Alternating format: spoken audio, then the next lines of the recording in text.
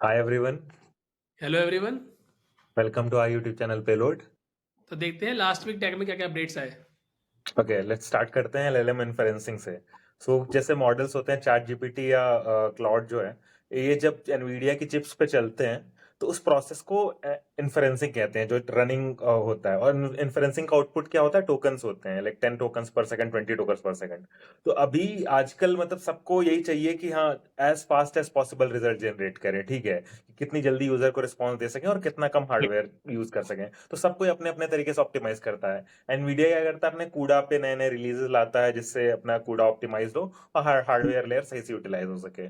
और तेरी कंपनी में अरुण, लास्ट टाइम कुछ ये लोग सॉफ्टवेयर यूज करते थे ऑप्टिमाइजेशन के लिए, एलएलएम, करेक्ट। राइट? हाँ, तो वो लाइक अनस्लॉथ करके यूज कर रहे थे। तो आई थिंक अनस्लॉथ क्या करता है कि वो तुम्हारा इन्फ्लुएंसिंग का जो लेयर होता है ना, न्यूरल नेटवर्क, उसमें जो कुछ कंप्यूटेशन होती हैं जो ज़्यादा टाइम लेती हैं, उसको वो हार्ड कोड कर देते हैं। तो वो ऑप्टिमाइजेशन करते हैं लाइक कर्नल लेवल पे, मैट्रिक्स लेवल पे, मैट्रिक्स मल्टीप्लिकेशन लेवल पे। तो थोड़ा ऑप्टिमाइजेशन करते हैं ताकि तुम्हारी इन्फ्लुएंसिंग स्पीड फास्ट हो जाए। तो वो एक तरीका है इन्फ्लुएंसिंग स्पीड फास्ट करने का जो कंपनीज आजकल कर रही हैं। ओके।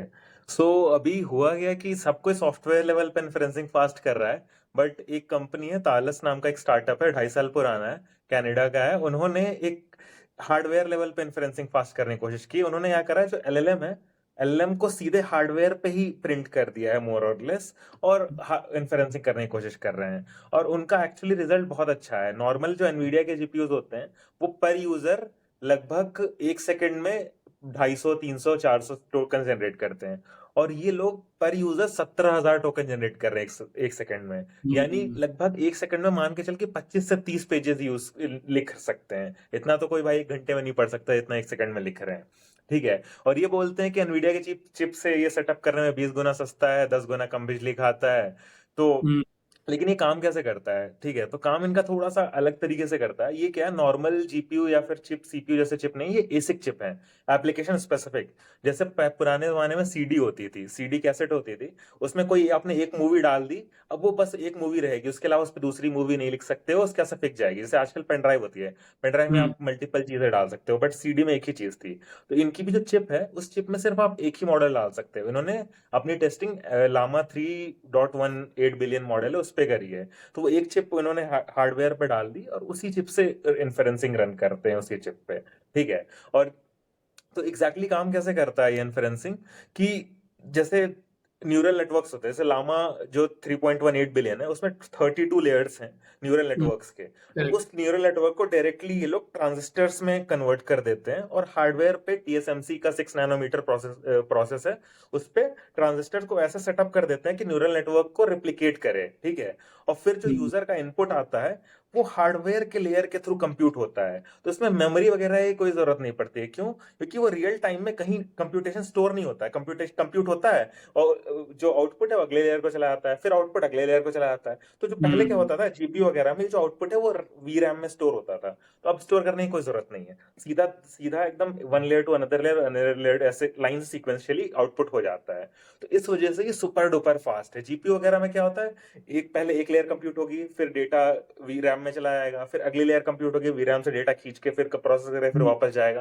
तो हम्म। ये 64 बार प्रोसेस चलता है, इसमें कुछ नहीं करना होता है। तो that's why so so fast.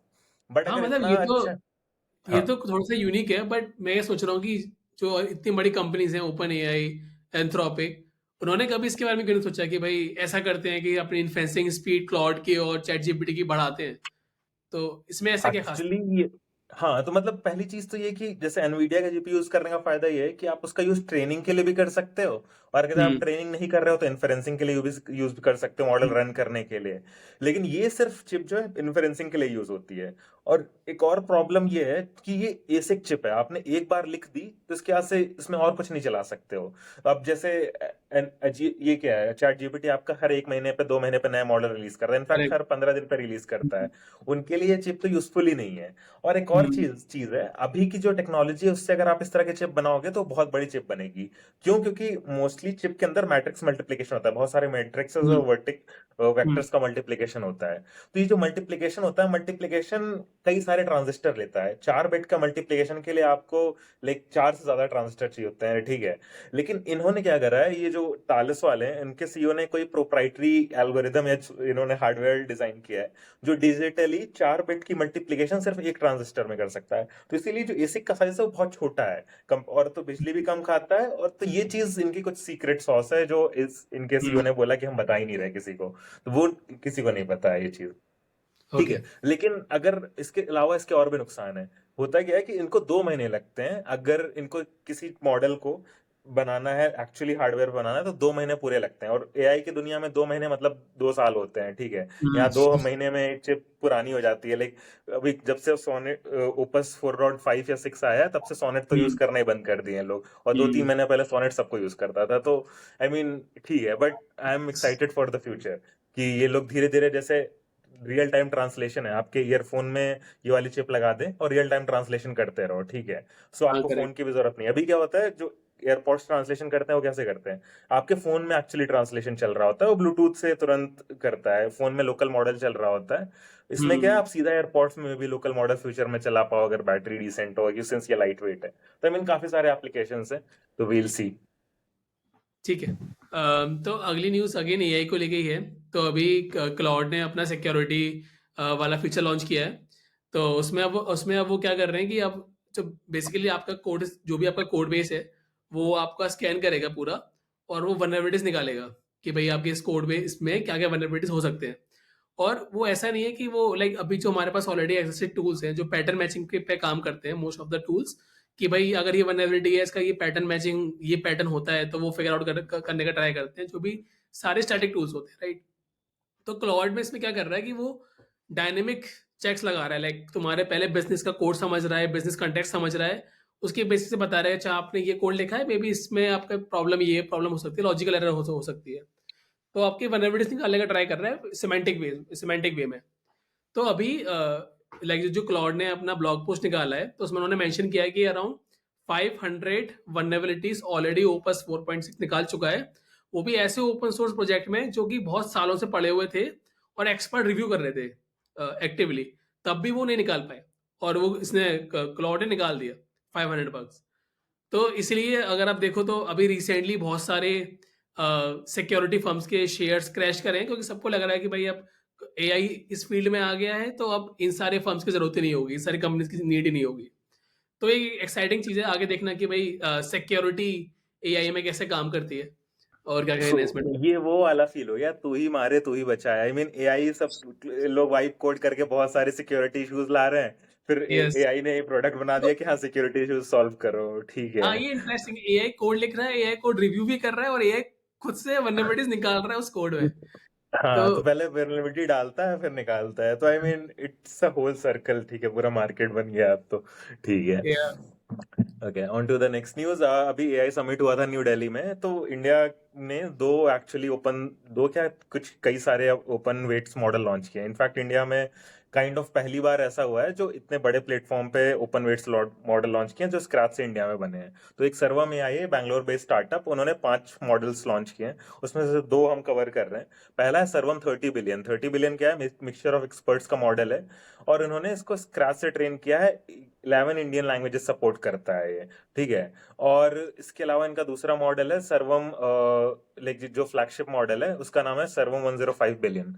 सो वो क्या है कि वो 22 लैंग्वेजेस में आप उससे बात कर सकते हो, कॉम्प्लेक्स कोडिंग, रीजनिंग, सब एजेंटिक टास्क सब कुछ कर सकता है। और लास्ट टाइम हुआ क्या था, सर्वम ने एक अपना सर्वम एम मॉडल निकाला था, तो उसमें उनकी बहुत पलीता हुआ था। क्यों? क्योंकि इन्होंने जो फ्रेंच मॉडल मिस्ट्रल है, मिस्ट्रल को ही फाइन ट्यून करके अपने नाम से निकाल दिया था, तो इसमें काफी बेइज्जती हुई थी। तो इस बार उन्होंने बोला है कि नहीं, हमारा पूरा इंडियन डेटा है और हमने डेटा स्क्रैच से लेके रेडियो अनाउंसर सबसे पहले कोलैब करके इंडिया डेटा बना के हमने ट्रेन किया है। और ये बोल रहे हैं कि जो डीप सीक R1 है जो लास्ट ईयर लॉन्च हुआ था शुरू में, उससे इंडियन लैंग्वेजेस में ये बहुत अच्छा परफॉर्म करता है। लाइक 22 इंडियन लैंग्वेजेस में डीप सीक से बेहतर परफॉर्म करता है। इनफैक्ट कई सारे बेंचमार्क्स में, इंडियन लैंग्वेज के बेंचमार्क्स में, ये जो फ्लैश है, जेमिनी फ्लैश 2.5 फ्लैश, उससे भी अच्छा परफॉर्म करता है। लेकिन ये सारा सिर्फ इंडियन लैंग्वेजेस में है। लाइक बाकी हम्म इंग्लिश में आई डोंट थिंक कि इनका कोई बहुत अच्छा है। और इन जनरल मैं रिव्यूज देख रहा था लोगों के, तो like it is okay performing, but ऐसा बहुत अच्छा परफॉर्म नहीं कर रहा है। मतलब अभी कोई कॉम्पिटिटर नहीं है, हम यूएस के मॉडल्स को कहीं कंपटीशन नहीं दे सकते हैं। बट ये है कि अगर हिंदी वगैरह में बात करनी हो, मॉडल्स हैं समझना, लाइक, उसके लिए सही। हाँ जो डीप सीक वगैरह मॉडल्स हैं, आई डोंट थिंक कि वो इंडियन लैंग्वेज से ऑप्टिमाइज्ड भी हैं। तो करेक्ट। मतलब चांसेस हैं कि सर्वम एआई ज़्यादा ऑप्टिमाइज उन लैंग्वेज के लिए, उसके लिए बेटर परफॉर्म कर रहा है। हाँ, बट स्टिल और इसके अलावा एक और मॉडल भी लॉन्च हुआ था, जो भारत जन करके कंपनी है, आईटी बॉम्बे की है, इंडियन गवर्नमेंट फंड करती है। उन्होंने भी लगभग एक पैरम 2 नाम से मॉडल लॉन्च किया है। वो भी 22 इंडियन लैंग्वेजेस को सपोर्ट करता है। वो मल्टी मॉडल है एक्चुअली, इमेज, टेक्स्ट, विजन सब सपोर्ट करता है। बट मैं हगिंग फेस पे देख रहा था, अभी इन्होंने लॉन्च किया, इनके अराउंड 350 के अराउंड डाउनलोड्स हैं। तो बहुत कम ही है, 350 डाउनलोड है, तो कोई अभी यूज कर नहीं रहा है इन मॉडल्स को। सर्वर में आई की रीच थोड़ी बेहतर है। सो आई थिंक या will see, fingers crossed. Nice. तो अगली न्यूज़ भी एक्चुअली एआई समिट को लेके ही है। तो जैसे कि अभी पता है कि अब चैट जीपीटी से आप लाइक यूएस में है कि आप चैट जीपीटी से आप शॉपिफाई स्टोर्स में शॉपिंग कर सकते हो, लाइक एजेंटिक कॉमर्स, जो अभी थोड़ा थोड़ा स्टार्ट हुआ है। तो अभी उसी को रिलेटेड एक डेवलपमेंट आई है कि अब लाइक रेजर पे का जो सीईओ है शशांक, उन्होंने भी अनाउंसमेंट करी है कि अब आप chat GPT, not chat GPT but cloud से आप ऑनलाइन पेमेंट कर सकते हो, जोमेटो, स्विगी और जेप्टो को भी। तो वो अभी पायलट प्रोजेक्ट कर रहे हैं जहाँ से आप क्लाउड क्लाउड से ही आप ऑर्डर कर पाओगे, स्विगी पे, जोमेटो पे, जेप्टो से, और रेजर पे के थ्रू पेमेंट कर पाओगे। हाँ, तो ये एक बेसिकली बहुत ही एक्साइटिंग न्यूज़ है कि आप अपना क्लाउड से ही आप पूरा पेमेंट कर पा रहे हो। और एक्चुअली इसमें बेस ये है कि आपका जो यूपीआई रिजर्व है, इसमें वो यूज़ होगा।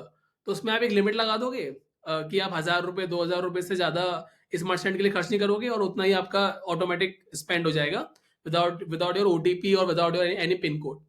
सो वो एक बेस है जो इसमें लोग यूज़ कर रहे हैं।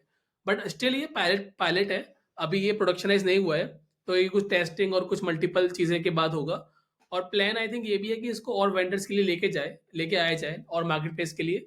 बट उन्होंने अभी नेम्स रिवील नहीं किए हैं, बट मोस्टली पता है कि और कौन से मार्केट प्लेस है इंडिया में। फ्लिपकार्ट है, अमेजोन है, मिंत्रा है। सो आई थिंक वो सब चीज़ें करेक्ट। धीमे धीमे आने वाली हैं। तो agentic commerce I hmm. Think is going to boom in India in a year or so. तो आई मीन कंपनीज तो इसको बहुत तेजी से अडॉप्ट कर रही हैं। अब देखते हैं यूजर्स और कंज्यूमर्स इसको कितनी तेजी से अडॉप्ट करते हैं या करते भी नहीं है। वो तो अभी अगले 3-4 महीने में पता चल जाएगा हमें। यस, ठीक है, I think that's all and we'll leave you with the meme of the week. Thank you.